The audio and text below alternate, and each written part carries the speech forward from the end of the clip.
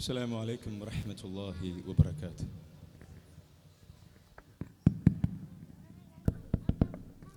إن الحمد لله نحمده ونستعينه ونستغفره ونعوذ بالله من شرور أنفسنا ومن سيئات أعمالنا. من يهده الله فلا مضل له ومن يضلل فلا هادي له. وأشهد أن لا إله إلا الله وحده لا شريك له وأشهد أن محمدًا عبده ورسوله أرسله بالهدى ودين الحق ليظهره على الدين كله ولو كره المشركون. يا أيها الناس اتقوا ربكم الذي خلقكم من نفس واحدة وخلق منها زوجها وبث منهما رجالا كثيرا ونساء واتقوا الله الذي تساءلون به والأرحام إن الله كان عليكم رقيبا. اللهم بارك على محمد وعلى آل محمد كما باركت على إبراهيم وعلى آل إبراهيم إنك حميد مجيد. رب اشرح لي صدري ويسر لي أمري واحلل عقدة من لساني يفقهوا قولي. അൽഹംദുലില്ലാ അൽഹംദുലില്ലാ. സത്യം പറഞ്ഞാൽ ഇന്ന് ഇവിടെ വന്ന് ഇരുന്ന് അതിനുശേഷം പിള്ളേർ അവിടെ നിന്ന് ഇങ്ങനെ വരുന്ന കാണുന്ന സമയത്ത് കുറച്ച് നേരത്തേക്ക് ആകെ ബ്ലാങ്ക് ആയിപ്പോയി. അതായത് കരയണോ സന്തോഷിക്കണോ? നല്ല രസമാണല്ലോ മക്കളിങ്ങനെ നടന്നിങ്ങനെ വരുന്നത് കാണാൻ, അല്ലേ? വല്ലാത്ത സന്തോഷമാണ്. ശരിക്കും പറഞ്ഞാൽ അൽഹംദുലില്ലാ അള്ളാഹുവിൻ്റെ വലിയ അനുഗ്രഹം കൊണ്ടാണ് നമുക്ക് ഇങ്ങനെ ഒരു സ്ഥാപനം ഉണ്ടായത്. അതേപോലെ തന്നെ ഇങ്ങനൊരു സ്ഥാപനത്തിൽ വിട്ട് പഠിപ്പിക്കാനുള്ള ഒരു ചിന്താഗതി അൽഹംദുലില്ലാ നമുക്കുണ്ടായത്. നമ്മുടെ മക്കളെന്ന് പറഞ്ഞാൽ നമുക്കൊരു സമ്പത്ത് എന്ന രീതിയിലാണ് പലപ്പോഴും നമ്മൾ സംസാരിക്കുക. എൻ്റെ മോനാട്ടാ, എൻ്റെ മോളാട്ടാ, ഒരു അഭിമാനത്തോടു കൂടി നമ്മൾ പലപ്പോഴും സംസാരിക്കാറുള്ളൂ നമ്മുടെ മക്കളെക്കുറിച്ച്, അല്ലേ? യഥാർത്ഥത്തിൽ നമ്മുടെ മക്കൾ നമുക്കൊരു സമ്പത്താണോ എന്ന് നമ്മൾ ചിന്തിച്ചിട്ടുണ്ടോ? എല്ലാവർക്കും അവരുടെ മക്കൾ സമ്പത്തല്ല. ഒന്നുകൂടെ പറയാണ്, ഡീപ്പായിട്ട് തലയിലേക്ക് എടുക്കണം. എല്ലാവർക്കും അവരുടെ മക്കൾ സമ്പത്തല്ല.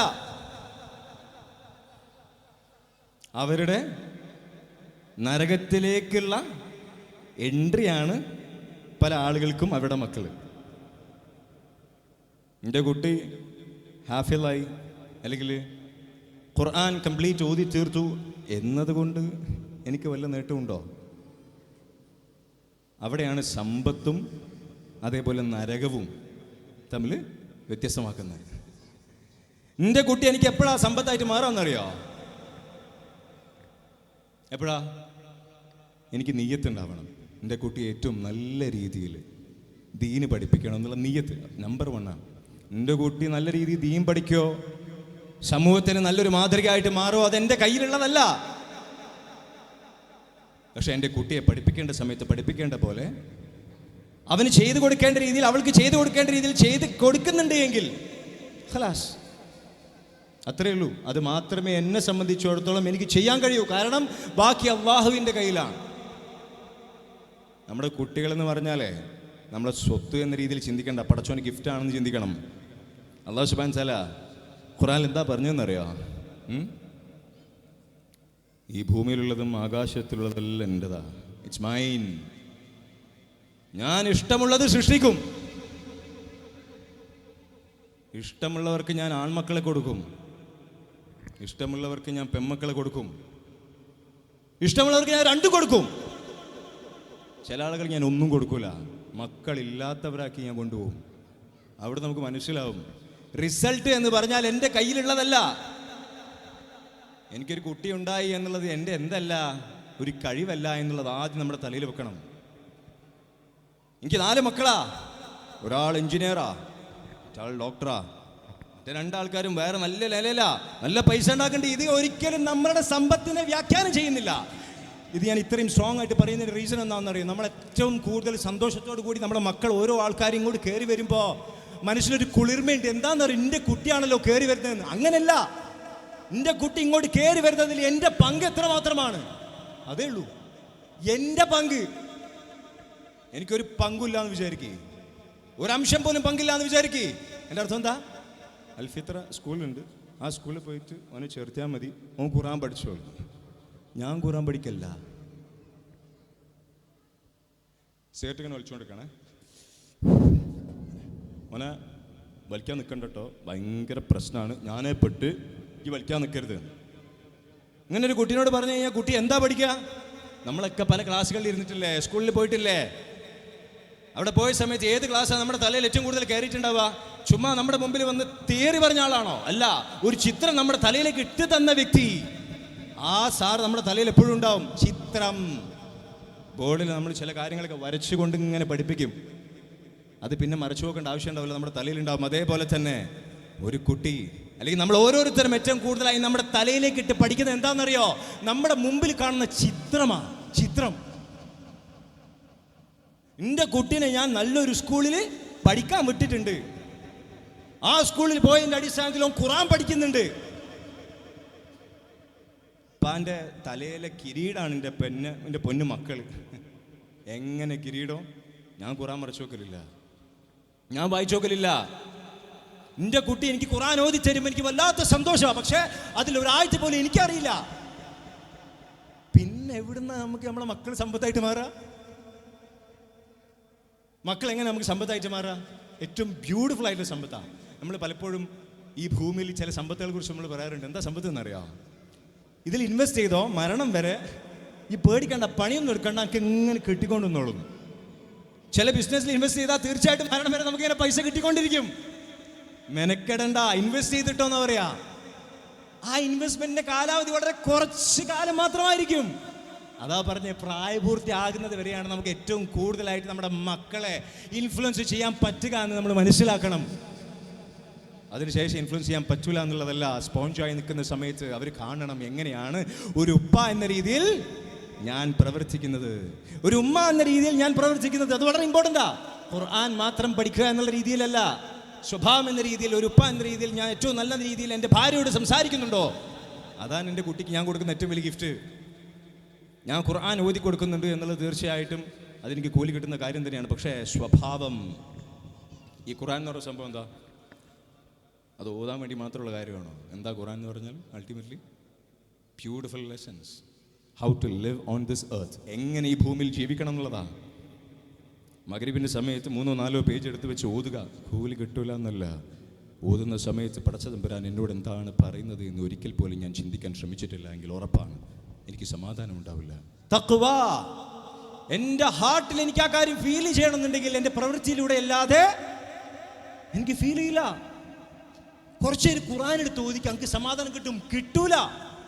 ഡീപ്പ് സമാധാനം കിട്ടൂല. ഡീപ്പ് സമാധാനം എപ്പോഴാണ് കിട്ടുക? അല്ലാഹു സുബ്ഹാനഹു വ തആല എന്നോട് എന്താണ് പറയുന്നത് എന്ന രീതിയിൽ ഞാൻ ചിന്തിച്ചുകൊണ്ട് ഖുർആൻ വായിക്കുന്ന സമയത്ത് എനിക്ക് കിട്ടുന്നതിന് പേരാണ് സമാധാനം. എന്താണെന്നറിയോ? അള്ളാഹ് പറയും നിങ്ങൾ നിങ്ങളെ പണി എടുത്താൽ മതി എന്ന് അല്ലാഹു സുബ്ഹാനഹു വ തആല പറഞ്ഞു. പലപ്പോഴും നമ്മൾ നമ്മളെ പണിയാണ് എടുക്കാറില്ലേ?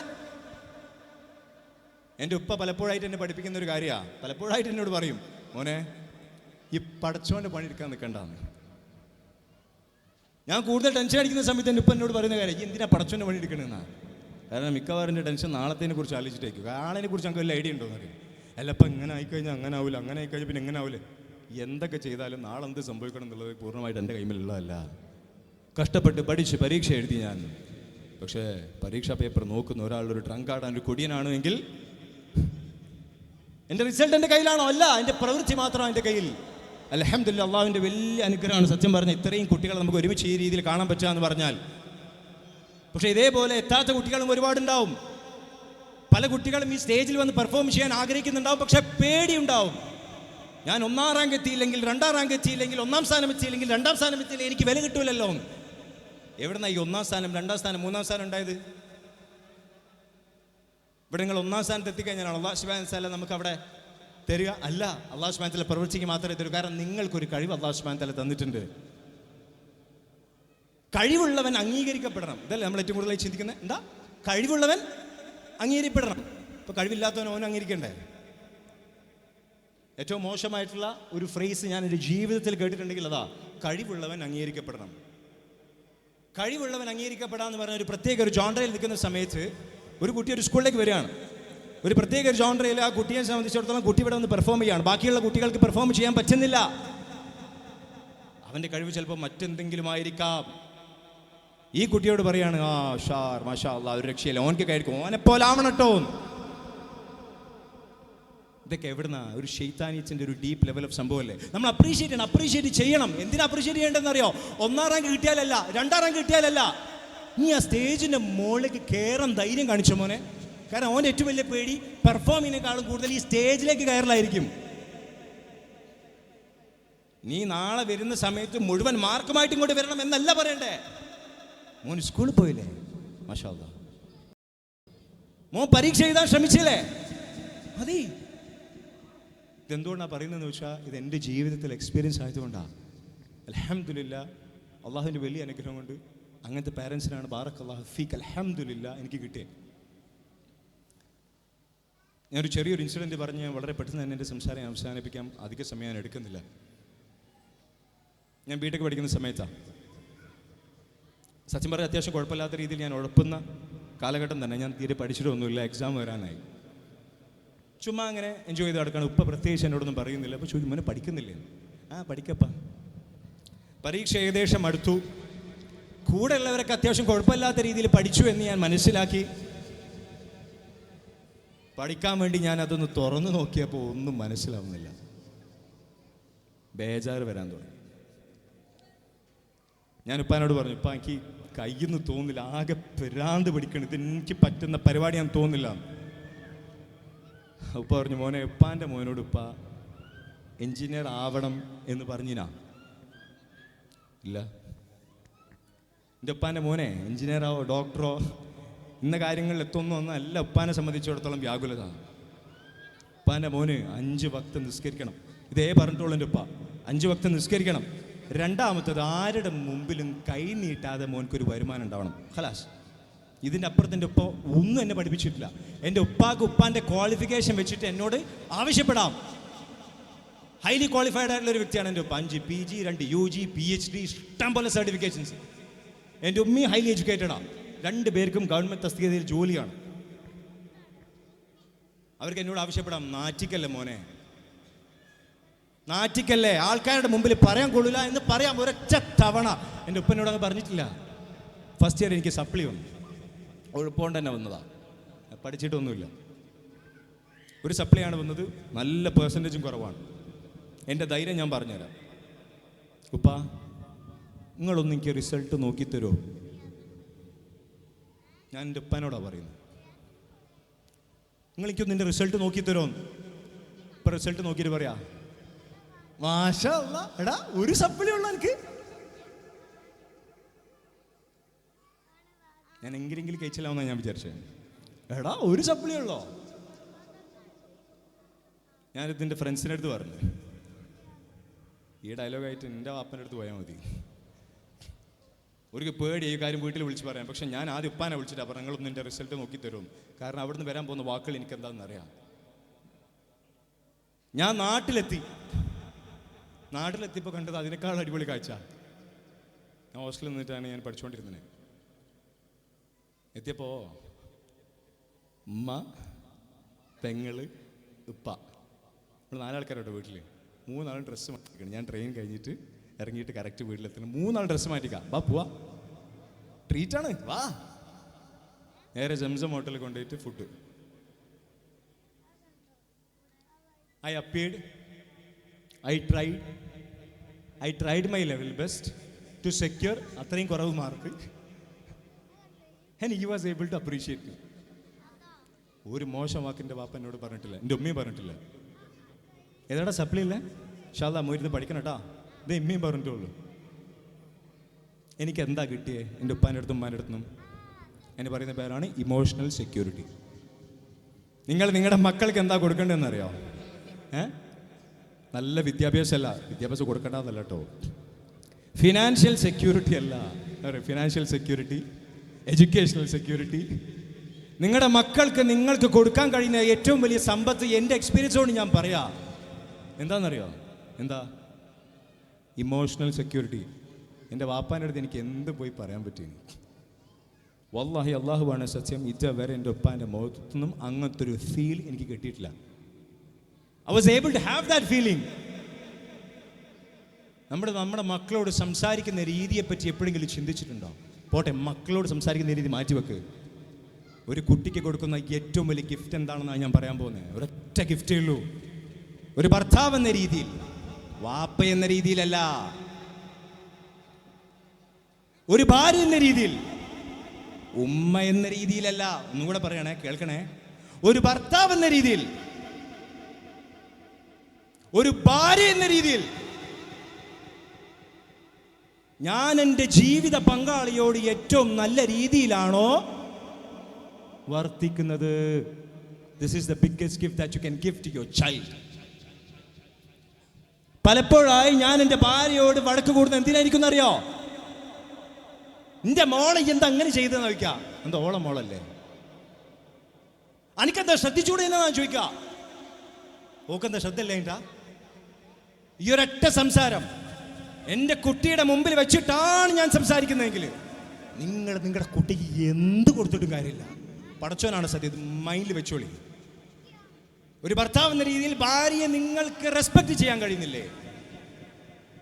ഒരു ഭാര്യ എന്ന രീതിയിൽ നിങ്ങളുടെ ഭർത്താവിനെ നിങ്ങൾക്ക് റെസ്പെക്ട് ചെയ്യാൻ കഴിയുന്നില്ലേ? ഗോൺ. ഞാൻ പറഞ്ഞു എൻ്റെ അർത്ഥം മനസ്സിലായോ? നിങ്ങൾ ഏറ്റവും ആദ്യം സ്നേഹിക്കേണ്ടത് നിങ്ങളുടെ മക്കളെയല്ല, നിങ്ങളുടെ ജീവിത പങ്കാളിയായിരിക്കണം. ഡോക്ടറോ എഞ്ചിനീയറോ കലക്ടറോ ആവുന്നിടത്തല്ല നിങ്ങളുടെ കുട്ടിക്ക് ആ ഒരു സ്ട്രെങ്ത് വരാ. കയ്യിൽ ഒരുപാട് കാശ് വരുമ്പോഴല്ല നിങ്ങളുടെ കുട്ടിക്ക് സ്ട്രെങ്ത് വരാ. അങ്ങനെയാണെങ്കിൽ കയ്യിൽ കാശുള്ള ആളുകൾ ആത്മഹത്യ ചെയ്യൂലല്ലോ. ആ സ്ട്രെങ്ത്, ആ ബോണ്ട് അവർക്ക് എങ്ങനെ ഫീൽ ചെയ്യേണ്ടതെന്ന് അറിയോ? ഭാര്യയ്ക്ക് ഒരു വിഷമം വരുന്ന സമയത്ത് ഭർത്താവ് കൂടെ നിൽക്കുന്നുണ്ട് എന്നുള്ളത് ചെറിയ പ്രായം മുതൽ എൻ്റെ കുട്ടി കണ്ടുപിടിക്കണം. അതായിരിക്കണം എന്നെ സംബന്ധിച്ചിടത്തോളം എൻ്റെ ലക്ഷ്യം. എൻ്റെ പുതിയാപ്പിളയുടെ കൂടെ ഞാൻ നിൽക്കുന്നുണ്ട്, അയാൾ ഏതോ ഒരു അവസ്ഥയിലാണ്, എൻ്റെ പ്രവൃത്തിയാണ് എൻ്റെ സ്വർഗം എന്ന രീതിയിൽ എൻ്റെ കുട്ടിക്ക് അത് മനസ്സിലാക്കി കൊടുക്കണം. അല്ലാതെ നീ 1ാം റാങ്ക് മേടിക്കുമ്പോൾ, നീ എഞ്ചിനീയർ ആയാൽ, നീ കലക്ടർ ആയാൽ, 4 ആളുടെ മുമ്പിൽ നിനക്ക് നിലയുറപ്പിച്ച് നിൽക്കാൻ പറ്റുന്നുണ്ടോ, അതാണ് നിന്റെ സക്സസ് എന്ന് പറഞ്ഞ് പഠിപ്പിച്ചു കഴിഞ്ഞാൽ നമ്മൾ കണ്ണടച്ചിരുട്ടാക്കല്ലേ. സക്സസ് എന്ന് പറയുന്ന നെറുകയിലെത്തി നിൽക്കുന്ന ആളുകൾ ജീവിതം ഉപേക്ഷിച്ച് ഇവിടെ നിന്നും ആത്മഹത്യ ചെയ്ത് പോകുമ്പോൾ ഇതും കണ്ടിട്ടും നമ്മൾ പറഞ്ഞു കൊടുക്കാം, മോനെ നീ ഉയരത്തിലെത്തടാ. ഉയരത്തിലെത്തണ്ട എന്നല്ല, ആദ്യം പടച്ചവനെ വെക്കടാ. എൻ്റെ ഭാര്യയ്ക്ക് എല്ലാ ദിവസവും എന്നോട് നല്ല രീതിയിൽ പെരുമാറാൻ കഴിയില്ല, അവൾ എൻ്റെ കസ്റ്റഡിയിലല്ല. എൻ്റെ ഭർത്താവിന് എല്ലാ ദിവസവും എന്നോട് നല്ല രീതിയിൽ പെരുമാറാൻ കഴിയില്ല, അയാൾ എൻ്റെ കസ്റ്റഡിയിലല്ല എന്ന രീതിയിൽ എൻ്റെ പ്രവൃത്തിയാണ് സ്വർഗം.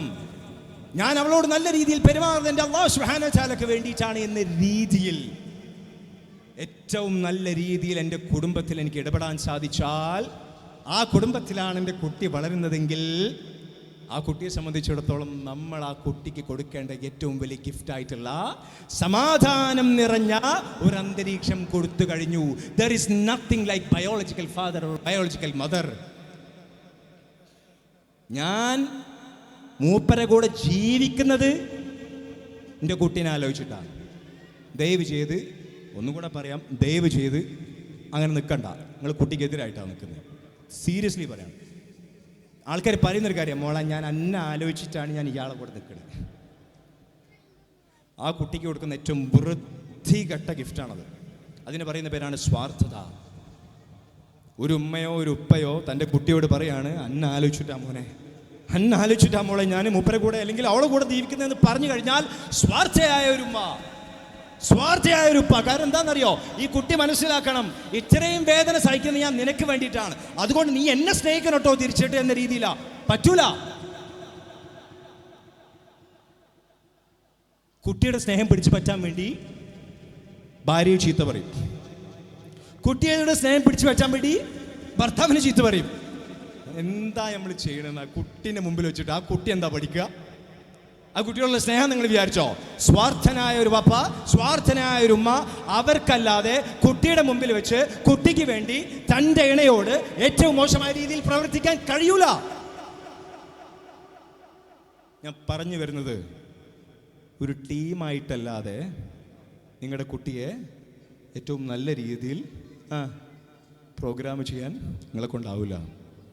ഭാര്യയും ഭർത്താവും ടീമായിട്ട് നിൽക്കുക. അവസാനം ഒരൊറ്റ എക്സാമ്പിൾ കൂടെ പറഞ്ഞ് ഞാൻ നിർത്താം. എൻ്റെ മകള് ചെറുതാ, അവള് നന്നായി വാശി പിടിച്ച് കരയാൻ തുടങ്ങി, നല്ല വാശി. അപ്പം ഞാൻ വൈഫിനോട് പറഞ്ഞു, മൈൻഡ് ചെയ്യണ്ട, വാശിയാണ്.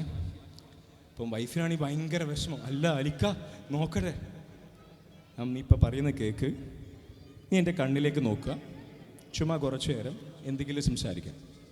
അവൾ വാശി പിടിക്കട്ടെ. അവളുടെ കണ്ണിൽ നിന്ന് ഇങ്ങനെ വെള്ളം വരാൻ തുടങ്ങി. എനിക്കും വിഷമാവുണ്ട് ഉള്ള കരച്ചിൽ കേട്ടിട്ട്. ഞാനൊന്നും ചെയ്തില്ല. ഞാൻ ഒരൊറ്റ കാര്യം പറഞ്ഞു, look at my eyes, speak something, let her cry. അവൾ കരഞ്ഞ് കരഞ്ഞ് കരഞ്ഞ് കരഞ്ഞ് തൊണ്ട പൊട്ടുന്ന പോലെ കരഞ്ഞു. മൈൻഡ് ചെയ്തില്ല. ഒരു പീക്ക് എത്തിയപ്പോൾ കുറച്ചു നേരം എൻ്റെ മകളൊന്ന് സ്റ്റക്കായി, കുറയാൻ തുടങ്ങി. പലതരത്തിലുള്ള അറ്റൻഷൻ സീക്കിംഗ് മെക്കാനിസം എല്ലാം ഇട്ടു, ചെയ്തില്ല. പതിയെ പതിയെ പതിയെ പതിയെ അവൾ നമ്മൾ രണ്ടുപേരുടെയും ഇടയിലേക്ക് വരാൻ തുടങ്ങി. Then she started looking like this. ഉമ്മനങ്ങനെ നോക്കണ്ട്, എന്താ ഇപ്പം ഇത് പ്രത്യേകിച്ചൊരു. ഇനി ഇങ്ങനെ നോക്കി. സ്റ്റിൽ ഇതൊക്കെ നമ്മൾ കാണുന്നുണ്ട്, പക്ഷെ നമ്മൾ സംസാരിച്ചുകൊണ്ടിരിക്കുകയാണ്. അവളുടെ വാശി അവിടെ തടയിടുക എന്നുള്ള ഒരൊറ്റ ഉദ്ദേശം മാത്രമേ നമുക്കുണ്ടായിരുന്നുള്ളൂ. സ്നേഹമില്ലാഞ്ഞിട്ടല്ല, സ്നേഹമുള്ളത് കൊണ്ടാണ്. പക്ഷെ ആ ഒരു സമയത്ത് അവൾ പറയാ, അലിക്ക എന്ത് കണ്ണിച്ചോരില്ലാത്ത മനുഷ്യനാങ്ങൾ, നിങ്ങൾ കൗൺസിലിംഗ് ഒക്കെ എടുക്കുന്ന വ്യക്തിയല്ലേ, സ്വന്തം കുട്ടി കരയുന്ന സമയത്ത് നിങ്ങൾ ഇങ്ങനെയാണോ പറയാ എന്ന് അവൾ ചിന്തിക്കുന്നതിന് പകരം അവൾ എന്നിൽ ആ സമയത്ത് വിശ്വാസം അർപ്പിച്ചുകൊണ്ട് ആ വാശിയുടെ റീസൺ അവൾക്ക് മനസ്സിലായി. The same thing happen to me as well. പുള്ളിക്കാരത്തി ചില കാര്യങ്ങൾ എൻ്റെ അടുത്ത് വന്ന് പറയും, അലിക്ക ഇതിങ്ങനെ ആയിരിക്കും. ചില സമയത്ത് എന്നെ സംബന്ധിച്ച് തോന്നും, അല്ല ഇതിങ്ങനെ വേണോ, ഒറ്റ കാര്യം ബ്ലൈൻഡായിട്ട് ചെയ്തു നോക്കാം. കാരണം അവൾ എൻ്റെ കുട്ടിയുടെ നന്മയെല്ലാം ആഗ്രഹിക്കുന്നുള്ളൂ. ഇതിന് പറയുന്ന പേരാണ് ടീം വർക്ക്. നിങ്ങളെ മോളോടോ അല്ലെങ്കിൽ മോനോടോ ചോദിച്ചാൽ നിങ്ങളെ മോളോ മോനോ പറയണം, എന്തെന്നാ പറയണ്ടേ, ഉമ്മക്ക് ആരേറ്റവും കൂടുതൽ ഇഷ്ടം എന്ന് മോളോട് ചോദിക്കണം. അപ്പോൾ മോളെന്ത് പറയണം, പനെ. ഇപ്പൊ ചോദിക്കാ മോളോട്, ഇപ്പൊക്കെ ആരേക്കും ഇഷ്ടം, ഉമ്മനെ. ഇത് പറ്റുമോ എങ്കിൽ you are successful as a parent. ഖലാസ്. ഇത് മാത്രമേ ഞാൻ പറയുന്നുള്ളൂ. കാരണം അങ്ങനെ ഒരു കാര്യം ഉണ്ടെങ്കിൽ ഒരൊറ്റ കാര്യമുള്ളൂ, എന്താ അറിയോ, നിങ്ങളെ ഭാര്യക്കോ ഭർത്താവിനോ പരസ്പരം വന്ന് സംസാരിച്ച് നല്ല കാര്യങ്ങൾ പരസ്പരം പറഞ്ഞുകൊണ്ട് തിരുത്താനും ലൈഫിൽ ഒരുമിച്ച് മുന്നേറാനും ഒരുമിച്ച് സ്വർഗത്തിൽ പോകാനുള്ള ഒരു ലക്ഷ്യം വരികയും അങ്ങോട്ട് പോവുകയും ചെയ്യും. ഞാൻ പറഞ്ഞ മനസ്സിലായോ? അതായത് ടീം വർക്ക് ആകാതെ, ടീം വർക്ക് എന്ന് പറഞ്ഞാൽ തിരുത്താൻ പറ്റുന്ന ഒരു മനോവിധി അല്ല ഒരു മനസ്ഥിതി നമുക്കില്ല എങ്കിൽ ഉറപ്പാണ് നമുക്ക് ഈ ഒരു സ്വർഗം എന്ന് പറയുന്ന ഒരു കോൺസെപ്റ്റിലേക്ക് നോക്കിയിട്ട് കാര്യമില്ല. ഈ ദുനിയാവ് മാത്രമേ ഉണ്ടാവുള്ളൂ. എൻ്റെ കുട്ടി ഹാഫിളാണ്, എൻ്റെ കുട്ടി അൽഫിത്രയിലാണ് പഠിക്കുന്നത്, എൻ്റെ കുട്ടിക്ക് ഇന്ന കഴിവുകളുണ്ട് എന്ന് പറയുമ്പോൾ സത്യം പറഞ്ഞാൽ ഈ ഭൂമിയിൽ മാത്രം നമുക്ക് സന്തോഷിക്കാൻ കഴിയും. പക്ഷേ അതിന് എന്തെങ്കിലും ഒരു contribution as a parent, as A father, as A mother ഞാൻ ചെയ്യുന്നുണ്ടോ? That is my success. അല്ലാഹു സുബ്ഹാനഹു വ തആല കണ്ണിന് കുളിർമയേകുന്ന മക്കളാക്കി അവരെ മാറ്റട്ടെ. ഒരുമിച്ചൊരു ടീമായി പരസ്പരം സംഭവിച്ചു പോയ മിസ്റ്റേക്കുകൾ, എൻ്റെ ഭാര്യയോട് ഞാൻ എന്തെങ്കിലും ചെയ്തു പോയിട്ടുണ്ടെങ്കിൽ, എൻ്റെ ഭർത്താവിനോട് ഞാൻ എന്തെങ്കിലും ചെയ്തു പോയിട്ടുണ്ടെങ്കിൽ അതെല്ലാം മാപ്പ് പറഞ്ഞുകൊണ്ട് ഒരുമിച്ച് ഐക്യത്തോടു കൂടി മക്കളെ വളർത്താൻ അല്ലാഹു സുബ്ഹാനഹു വ തആല നമ്മൾ ഓരോരുത്തരെയും അനുഗ്രഹിക്കട്ടെ. വആഖിറു ദഅവാന അനിൽ ഹംദുലില്ലാഹി റബ്ബിൽ ആലമീൻ. റബ്ബനാ ഹബ് ലനാ മിൻ അസ്വാജിനാ വദുർരിയ്യാതിനാ ഖുർറത അയ്യുനിൻ വജ്അൽനാ ലിൽ മുത്തഖീന ഇമാമ. റബ്ബനാ തഖബ്ബൽ മിന്നാ ഇന്നക അൻതസ് സമീഉൽ അലീം വത്ബ് അലൈനാ ഇന്നക അൻതത് തവ്വാബുർ റഹീം. അസ്സലാമു അലൈക്കും വറഹ്മത്തുള്ളാഹി വബറകാതുഹു.